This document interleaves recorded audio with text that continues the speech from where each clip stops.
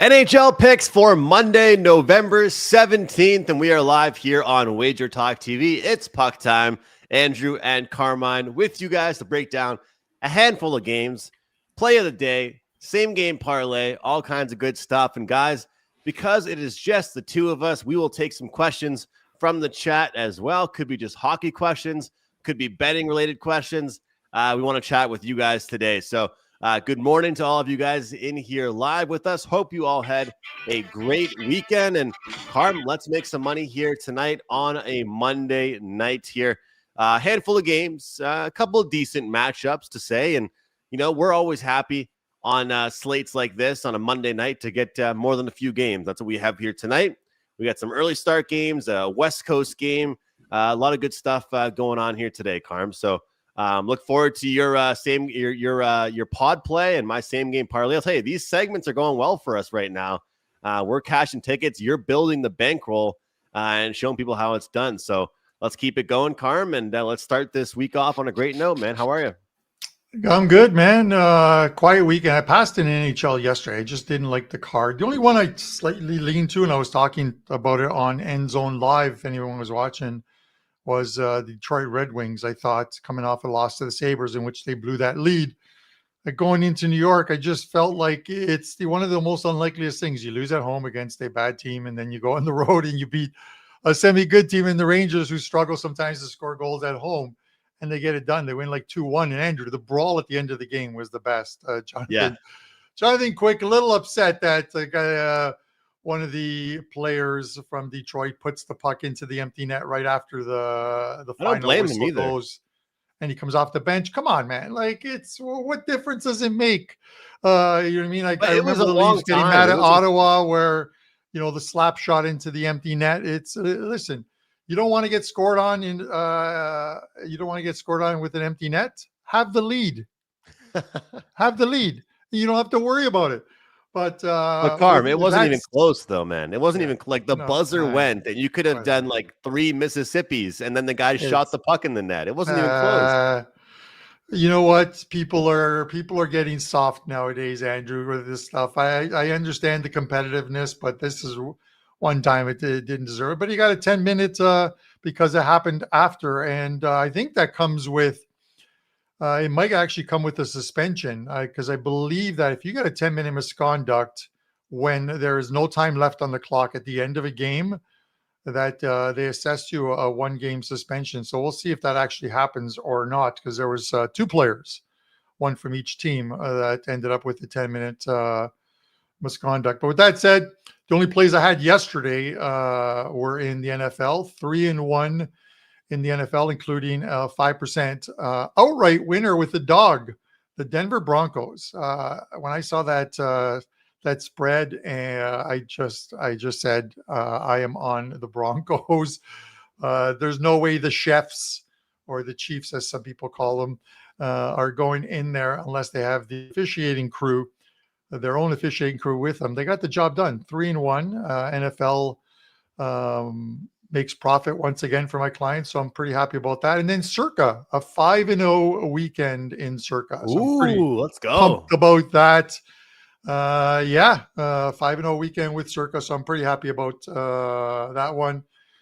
And we move on. But as good as that was, dude, you were 8-0 yesterday. 8-0 all sports week Sunday. What the hell, man? What was in those cornflakes? 7-0 yesterday, 8-0 going back to Saturday night's NHL play with Vegas.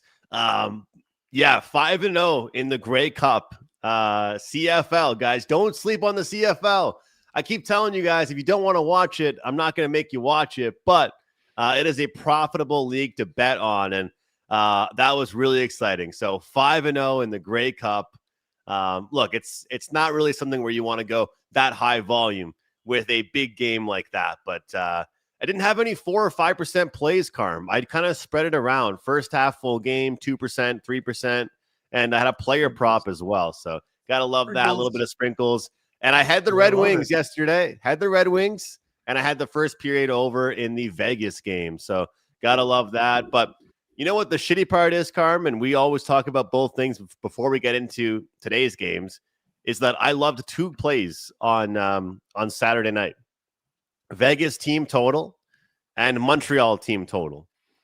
Now, I don't do big plays ever on the Canadians. You know what their final XG was?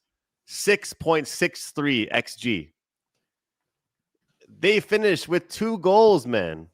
And I had them as my 5% play. And my other play, easy. Dominant victory, Vegas 4-1. They get the job done. That's how life goes. So if you ask the people that only bought the one play, they'd be like, oh, man, Andrew screwed me this weekend. If you ask everybody else, it was an 8-1 weekend. So if there's ever a time for us to preach that, 10-day package or 3-day package or 7-day package, whatever it is, like Carm, 8-1 Saturday, Sunday, and the one loss was a 5% play. If that doesn't define how this works, man, it's tough. It's tough. I know, and this is one of the reasons why I do the bankroll builder, the bankroll challenge for the NHL season, is to show that your chips aren't always supposed to go all in, to use a poker term. If you see someone with like a 5% play, I put more stock in a guy who has, like, let's say who goes 3-0 with like 3-4% plays, because he's picking up 12% of a bankroll. If I have to lose 5% and then win 3-4% plays, and you're following proper bankroll management, you've made money. So I grew up in a time, Andrew, well before you. And Brian Leonard's in the chat, and he remembers these times where the internet wasn't around, and it was I have a 500-star lock.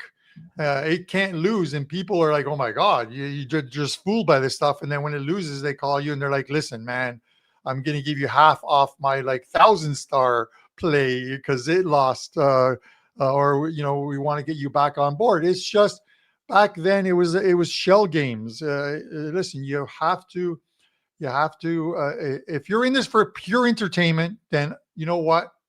Play your same game parlays, do what you want to do with your bankroll. But if you're in it to make money long-term, then you have to have bankroll management. And this is why WagerTalk talks about 2%, 3%, 4%, 5%. And that is of your bankroll.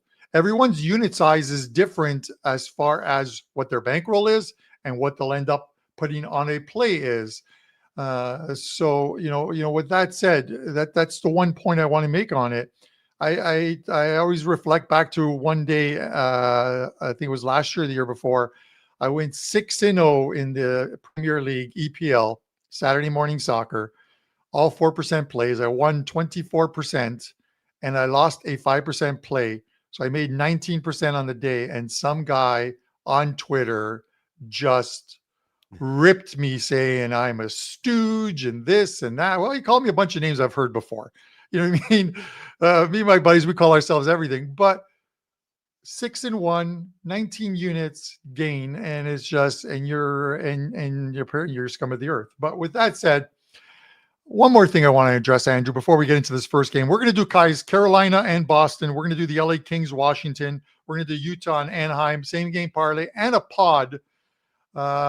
Jimmy Burke, I think he said Italy, Carm, really? Yeah, Italy lost yesterday to Norway. It was a meaningless game. The only way Italy were going to automatically qualify for the World Cup was to win 9-0 yesterday. They were never going to score 9 goals. I don't think they've scored 9 goals in all of the group stages combined. So this is the way Italy gets into it, because all my Italian friends keep asking me, how does Italy get into the World Cup next year? In March, Italy will be playing one of these 4 teams: Wales, Northern Ireland, Sweden, and Romania. At home, a one-game playoff. If they win that game, they will then play one of these 4 teams to get into the World Cup: Scotland, Czech Republic, Slovakia, Albania, North Macedonia, Iceland, Bosnia, Kosovo. If Italy can't win 2 games, the semifinal and final against these teams, they don't deserve to be in the World Cup. That's just the way it is. And with that said, we're back to puck time. Yes, Whatever your name is, AK Dirty Mother something. I don't know what he's saying there. Myers, Dirt Mover, AK Dirt Mover, whatever. Okay. Anyways, Andrew, Carolina Hurricanes 187. The Boston Bruins plus 157. Total sits here at 6. How are we breaking this one down? It is the Canes and the Bruins. I keep waiting for that Bruins regression that hasn't come yet. Oh man, oh man, oh man. Carmen, of course they take down my Montreal Canadiens. I'll tell you what though. This is one of those games, Carm. I am not someone that typically looks towards overs in Hurricane games. I'm not the most excited to run to the window when it comes to Hurricane game overs. I'm more so looking towards defensive hockey when it comes to them. And of course, they are coming off back-to-back overs. In fact, I think it's been 4 of their last 6 games have gone over the total. But we know this team is a defensive team when they are playing like their true selves.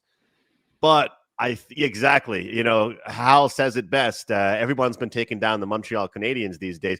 Which organization, Carm, can you think of that's had the most 180? Like since last Monday, it was like they're number one in the league, number 1 in the conference, and then all of a sudden they lose 3 straight. So maybe I'm not that impressed by the Bruins beating them, but this is a spot I think where the Carolina Hurricanes are going to be very locked in.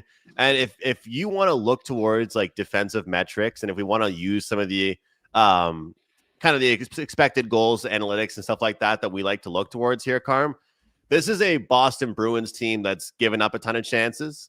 And I think that when you look at, more importantly, their goaltending, when I go through some of the goaltending numbers right now, goals saved above expected, Jeremy Swayman ranks 5th in the entire league in that category.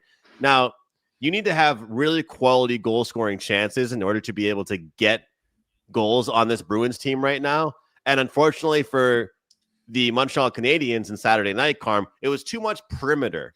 Like one thing about that game, and you know me, I watched most of that game that I could. They had too many shots from the outside. Now, what am I trying to say here is that Carolina doesn't do that. Carolina can score from the inside, from the outside, in the blue paint. They'll hit you anyway. So I think that I like the over once again here. I think I would play the team total over.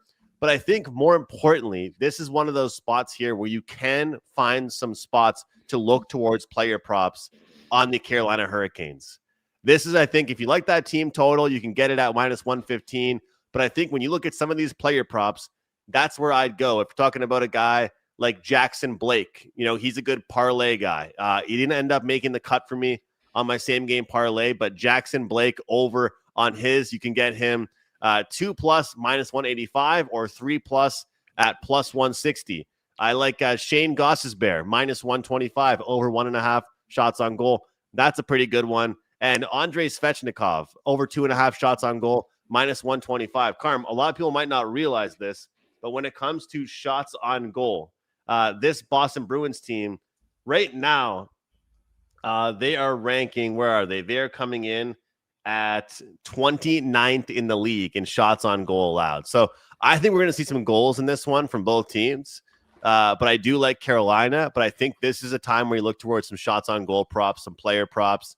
Carolina off that loss against Edmonton, I think we'll see a very motivated team here in this one. So, Carm, I've been burnt the hard way this season, and I've kind of been venting to the live chat about this, where it's like, okay, Andrew, you can't be going against hot teams too much.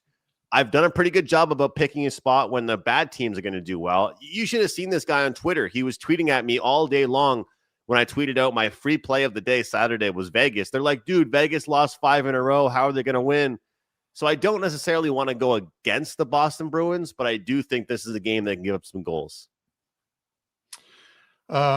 Yeah, no, I don't disagree with you, Andrew. And it's funny because while you were talking, because I did like the Bruins team total, I wanted to look it up at DraftKings, and in our chat, Jimmy Burke actually put in just as I saw the price, he put it into the chat as well too, that it's at 135.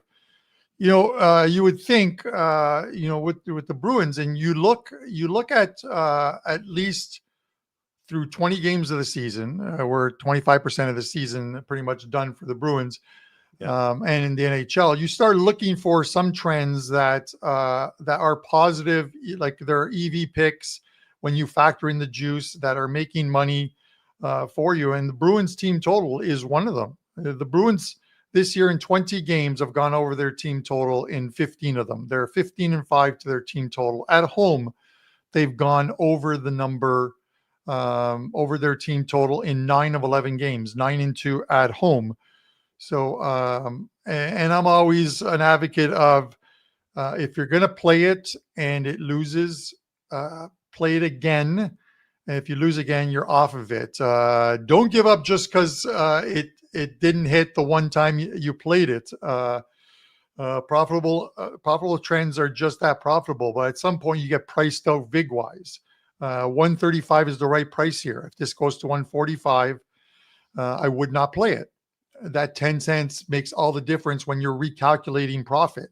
So it's something to look at as far as that. But I think the Bruins give them a tough time at home tonight. I get it. Carolina's a very good team, but Bruins have won 9 of their last 10 games, I believe. And, we've had teams go in there. Colorado went in there and they beat Colorado 2-1, and Colorado's playing some lights out hockey as well too. All right. So I think the Bruins are going to give them a tough time tonight and could very well win this game outright. It wouldn't surprise me. I didn't look it up, but I'm pretty sure if I have a quick look right now, it's been a condensed schedule for Carolina, and a lot of the teams are going to be in this similar position. But if I look at Carolina, this is their third game in 4 nights, because they played the 14th, 15th, off the 16th, and they're playing now on the 17th. And 2 of their games went to OT against Vancouver and the Edmonton Oilers. So again, something to factor in. There's been a few teams that have gone into OT like 4 or 5 straight times. I think I know you can say it's only 5 minutes, but you still have to factor that in. It still makes for a longer night for these teams. So give me the team total, Andrew. That's my official play as far as the show goes. Well, if you like the team total for the Bruins, let's just get some overs in general. Let's get some goals overall. Let's get an exciting game at the Garden. Kochetkov too, Carm. He has not lost a game yet this season. He's expected to go for the Hurricanes, and there's one team that can probably, get some goals past them and kind of ruin that streak. It probably is the Boston Bruins right now. Who would have thought that they would be the number 1 team in the Atlantic Division right now? I definitely would not have seen that coming. That's for sure. And IceX points out here that McAvoy is out, and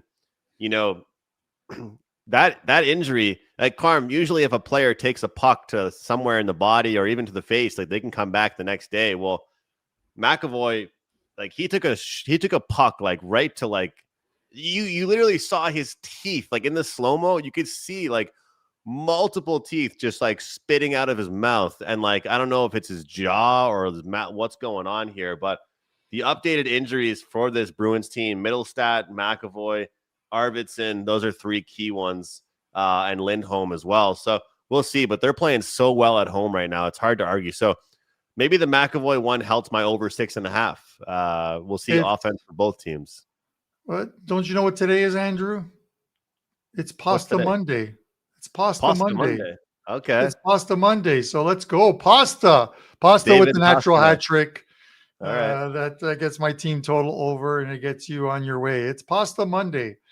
So I don't know what I'm going to have tonight. Maybe some lasagna, some gnocchi, some rigatoni al forno. We'll decide a little later on which pasta Bianco will be having for dinner tonight. But let's talk, speaking of dinner, let's talk about the LA Kings and the Washington Capitals, because the Kings have been paying for some dinners for me, man. Andrew, I like the way they're playing on the road. They're starting to put things together, but they're a dog here because Washington's starting to play well. Also, minus 126 on the Caps. Kings plus 106. The total sits here at 5.5, Andrew. Where are you going? Yeah, and we got a guy fresh off a contract signing, Adrian Kempe, off signing, I think, for 10 sheets, 8 years. So big contract for him. That's going to be a really interesting contract to see how that one works out. It's either going to be a steal or it's going to be like, hey, maybe some of these inflated numbers aren't going to stick for the next 8 years. We'll have to find out here. But confirmed for the Washington Capitals here, Carm. Charlie Lindgren, 3.59 goals against average, 8.78 save percentage, and he is 1-3-1 this season. So kind of interesting here seeing that one. As far as, of course, the Kings are concerned, Darcy Kemper's having a great year, 7-3-3, 2.44 GAA, 903 save percentage. So looking at how this Capitals team is playing, I completely get it, Carm. This team has definitely been playing some much better hockey. We look at some of their games, but they're still giving up goals. And that's what kind of worries me here. 6 against the Panthers, a couple against the Devils there in that one, even though it went to a shootout. Defensively, I kind of worry about this team. And I know it sounds crazy because it's not like they're giving up a ton of goals, but this is kind of a Kings team that I think in this spot is going to be able to show up. They had a 1-0 boring game against the Senators. But, Carm, if we go to our trusty websites and look at the expected goals in some of those games, the Kings were much more exciting than that 1-0 scoreline dictates. How often in the NHL these days are we seeing a 1-0 hockey game? It's not really happening that much here. And when we look at some of the, just diving in at some of the data here for the goaltending information for Lindgren, it's not great. His rebound control isn't great. The amount of shots he's facing compared to kind of one of those new stats I've been looking at, shot percentage that he covers up. And this is one of the worst rebound guys in the Eastern Conference, gives up a ton of rebounds. And I feel like a team like the Kings are going to take advantage of it. The only thing we can really ask ourselves, Carm, how do we feel about the travel situation? And we have a comment here from Jimmy saying Kings 1-5 last 6 at the Capitals. I am a guy that definitely does take that stuff into consideration, but I'm going to fade Charlie Lindgren.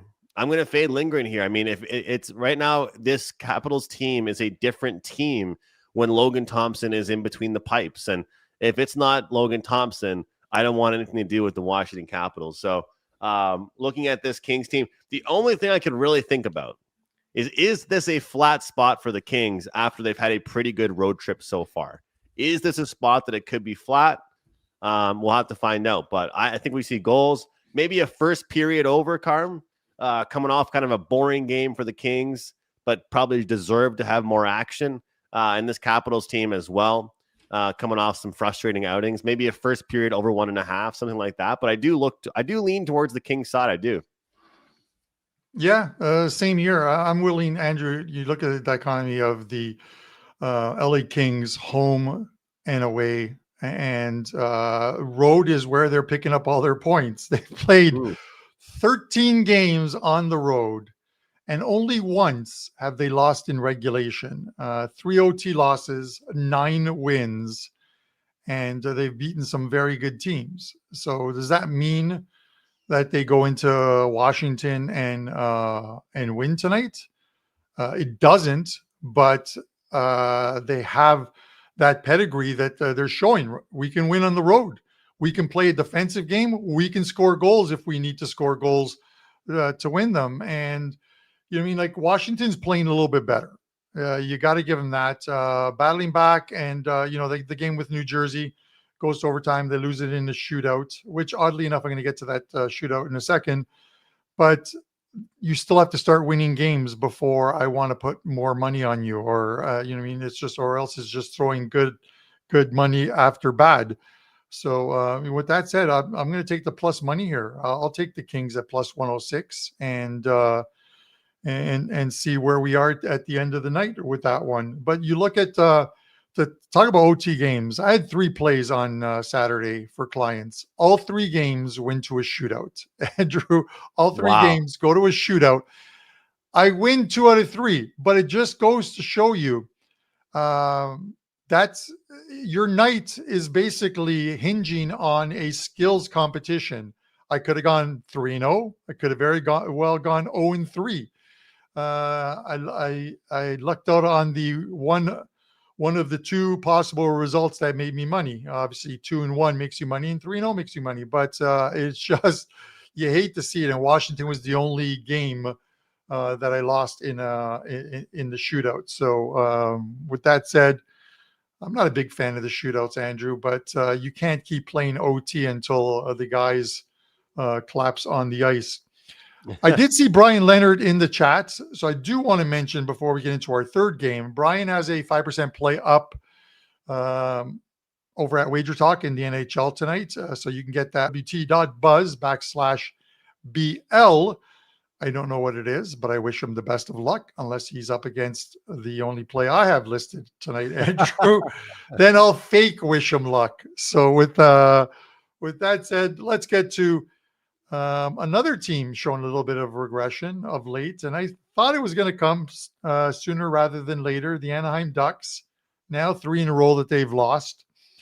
Utah minus 117. They are the favorites because this game is in Anaheim. Anaheim minus 103. Total sits here at 6.5. How you playing that? I love it. Brian says, here's a fake thank you. Good luck, Brian. Good luck. Keep kicking ass, man. Keep kicking ass. Look, this one's interesting because it kind of worries me. This Ducks team was going to see regression. We didn't know how long it's going to last for, but it's kind of like sometimes when you fall hard, Carm. And when I look at this particular matchup, this is kind of like a Ducks team that I think is going to struggle in this matchup. And a lot of the reason being is because of how well rested we have this Utah Mammoth team.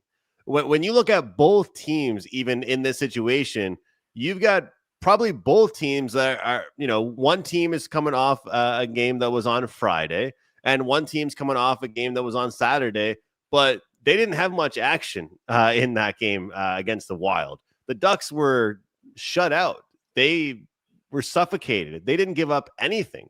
They didn't get anything going offensively. They couldn't do much. And so now we're starting to see some of the offensive regression. And we've been waiting to see if their offense would regress, but also to see if these defensive metrics would finally start pouring in on them. Now, Carm, when you look at the number here, when I look at the money line price on this game, look at where the Ducks are in the standings, look at what they've done this season, and we kind of ask ourselves, okay, why is this close to a pick'em if the game is taking place in Anaheim? And it tells me all I have to know. And for a team like the Mammoth, I love them coming off rest. I love this team being well rested. It's not often in this condensed schedule of the NHL these days where we're going to see a team that hasn't played in a handful of days like this. Typically, a team will play on Saturday or they'll play on Sunday. So having not played since Friday night in a game in which they were up 2-1 after the first period, and they end up losing that one 3-2 in overtime, they've had a couple of days now to sit, to stew, to be upset about it, and to be motivated to get back on track. And I'll tell you, this Mammoth team overall hasn't really had a ton of success lately. I've talked about it quite a bit.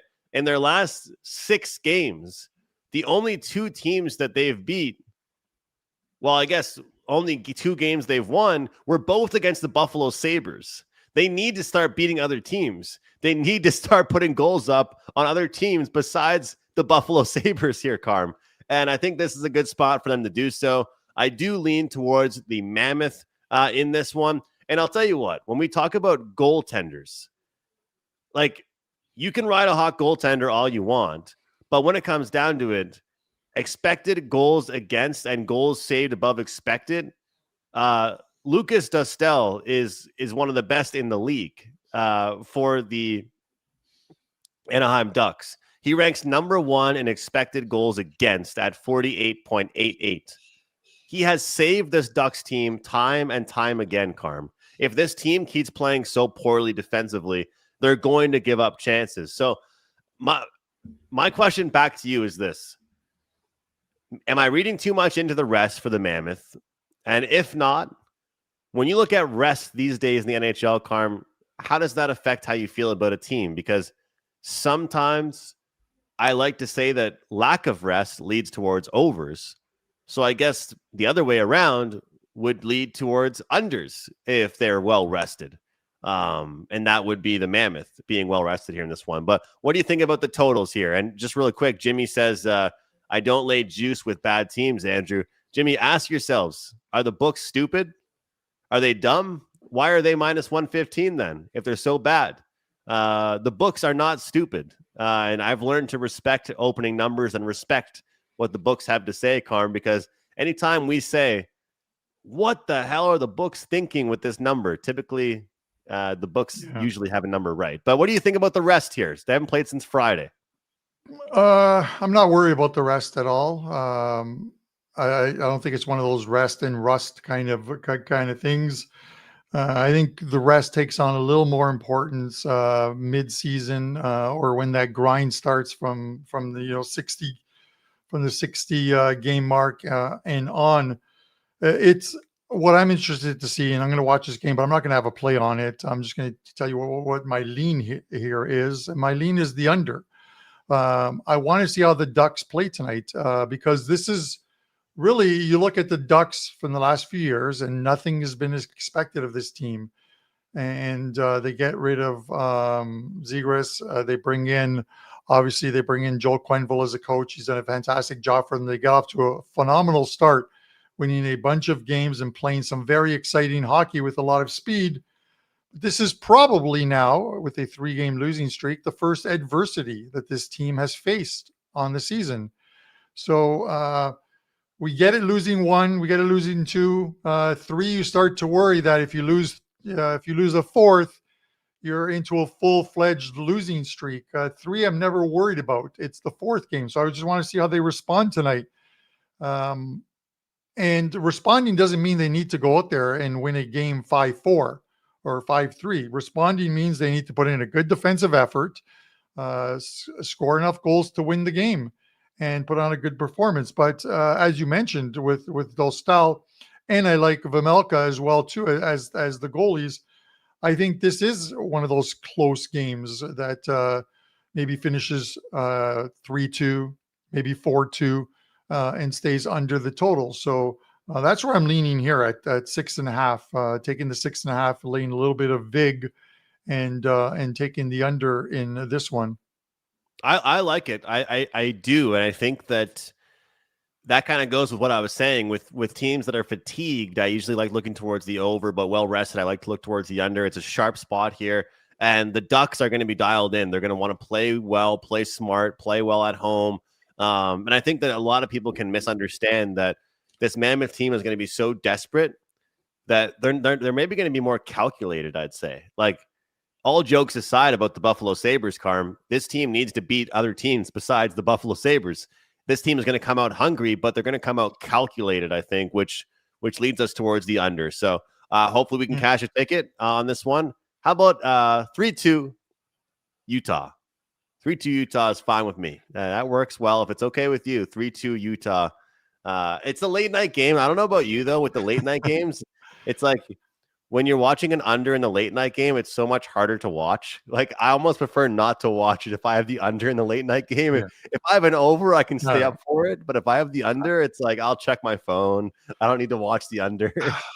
I'm an old guy, man. I might be asleep early tonight. And that's only because I set my alarm super early this morning. I had a 7:30 in the morning appointment to get my winter tires on. I was the first appointment of the day. I parked right in front of the service door at Honda and enjoyed my sausage and egg McMuffin combo from McDonald's and waited for them to open up. So I'm a little tired and frazzled. So we shall see. But with that said, if it makes you happy, 3-2 for Utah, sure, that's good enough for me. Give me the under in this one.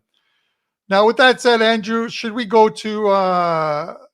Would you like to go first with the same game parlay, or you want me to lead off with a pod? You go ahead. You go ahead, Carm, and feel free to mention what you have up at WagerTalk too, because I think it's a decent slate, and I know that me and you don't have a ton tonight, but worth having a play on. Yeah, no plays right now in as far as World Cup qualifying. There's some games of interest today, but the lines aren't bettable. Books are very tight with their lines, so I'm not going to put out plays that we're not getting the best of it. So with that said, one play up tonight. It's a 4% NHL best bet. You can get that over at WagerTalk. we're on a nice little run. We're moving forward. That 10 days for $99 is still a great deal. I'm not sure when that expires, but it's still on the page. So grab that because NFL's rocking. NHL is going to be busy, and soccer obviously returns as well too. My pod play, I am going to go to the over in a game in which I would never think about taking this team, but I've been looking at their numbers, and the Vancouver Canucks play the Florida Panthers tonight. It's the second of a back-to-back for the Vancouver Canucks. The total sits here at 6. It's going to be Patera in goal for Vancouver tonight because it was Lankinen the other night. Demko's obviously still injured. Should be Bobrovsky for Florida. But here's a weird stat or a relevant stat. Vancouver has the second best over-under record behind only the Leafs, who are 16-3 to the over this season in 19 games. Vancouver's 13-4-2 to the over. Even more interesting, the last 9 games for Vancouver have all gone over the total. So let's see if we can get a 10th out of them with their goalie that they called up from the AHL, who has not been having a good time of it in the AHL either. So it's not like he's bringing great form with him to Vancouver. Might be one of those games where we see a bunch of goals. I'm hoping we do. And that's going to be your pod play today. Teams, Andrew? That are, sorry. I thought I was, I don't know if you could hear me talking there. But you got to love those teams that just keep on going over the total. That's what we're getting right now with this team. And I'll tell you what, I think this Canucks team, they're better off when they're an under team, but they're getting into these track meets right now, which may or may not be a good thing for them, Carm, but it's a good thing for our bankrolls if we're betting on overs. So we'll take it. We will take it. Carm, I'm going to keep you on screen with me if that's all right for the same game parlay here. Look, this is one of those ones. I first of all, don't have the graphic yet for today. Excuse me, not as fancy, not as crazy today here, guys, but this is a really good prop parlay, and this is one of those ones here where you're kind of really looking at, number one, head-to-head data. Uri Slafkovsky has done very well in his in his career against the Columbus Blue Jackets. This Montreal Canadiens team has lost a handful in a row now. 3 straight losses for the Canadiens. Get to play a Blue Jackets team that does give up a ton of goals. Weaker on the power play, so they should be able to take advantage of it. And speaking of the power play, this is one that kind of pays off if you're following the beat reporters and the beat writers. And of course, I am with the Canadiens. Zachary Bolduc has been added back to the number 1 power play unit, and Ivan Demidov has gone back down to the power play 2. And Bolduc, with the Kirby Dach injury, is now upgraded to the second line. So he's already, Carm, big plus money to get a point. But I don't think he should be because he's now playing on the second line with Kapanen and with Demidov. So that's more of a research play because I don't think that Bolduc in the future is probably going to be plus 145, 140 moving forward. So those two guys, Connor McDavid, over 2.5 shots on goal against the Buffalo Sabres. Number one, McDavid has a great history against the Buffalo Sabres, but also this Sabres team gives up some of the most shots on goal in the league. And then Zach Hyman is back. Zach Hyman is back. He played on Saturday in their win against the Hurricanes, Carm, and he comes back from injury, and immediately they put him on the top line right next to Connor McDavid. This is 4 picks, guys, for plus 831. 4 picks plus 831. McDavid shots, Hyman points, Slafkovsky points, and Bolduc points plus 831. Let's cash this ticket, guys. I really like this one. I like this one. I love this price at plus 830, and that's a good one. So, guys, let me know in the comment section if you're tailing, and hopefully we can start the week off on a good note. I believe we've hit a couple of these, and 2 of them have come on Monday. 2 of them have come on Monday. So let's start the week off on a really good note, and I like it. Carm. Just another Manic Monday. Yeah, come on. I like it. And also the Bolduc one, he can get some points 5-on-5, but I love the fact that he was just moved to the power play, the first unit in this game. So it's kind of interesting to look towards the Habs 0 for 17 what's wrong with, in their last 17 power plays. He got hurt again. Broken leg? I feel so bad for this guy, man. 3 straight years he's got hurt. 3 straight years. And guess what? This is the thing, is that coaches want to see all their players block shots, right? He fractured his foot blocking a shot. I don't know. Back in my day, Andrew, you wrapped it up with some duct tape and you got right back out there and you played hockey. So now it's like I stubbed my toe and I'm on the disabled list for 48 hours. So times have changed. And but yeah, Brian Leonard's hopefully he's still in the chat. We'll give him another fake good luck. I'll have to find out what his play is so I can give him a truly good luck. But with that said, give him some love. He did a great job hosting for me that one day and filling in on a couple other days as a guest. And you'll see him tomorrow on PuckTime. Him and Don Julio Buster. They'll be the guests on tomorrow's show. The Prez returns on Thursday. Andrew and I solos on Wednesdays. Any questions you guys might have going right now in the NHL, just let us know. Andrew, if you see any, we will put them up. Again, as far as some great promos, guys, this is a really good week. I'm telling you, in the NHL, some games. Andrew, I actually called Prez yesterday, and I'm like, okay, I've got your 5% play for you for Wednesday, because he'll bounce some ideas off of me. And I just give him the play, and I'm like, okay, this is what you got to make your play. If he's watching this show right now, he'll probably deny it, but I gave him a play for Wednesday. We'll see if he does it or not. And tomorrow I am going to give you guys, or I'm going to talk about a team, much like I did with Pittsburgh, that has a schedule coming up that I think is going to send them into a downward spiral. The Penguins lose 4-5 in that one. Brian Leonard somehow came up with the only winner in those 5 games with the Pittsburgh Penguins. He's getting mentioned more times on this show than the games themselves. But any questions? Not much here today. People were talking about the goaltending for the Golden Knights, talking about how Carter Hart can't play till December 1st.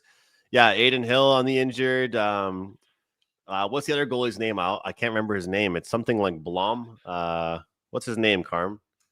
Hold on. I'll try and get it. Lindblom. Yeah, he's not been great either. 889 save percentage yesterday, but he's not making the big saves whatsoever. Vegas is in trouble a little bit as far as their defense is concerned.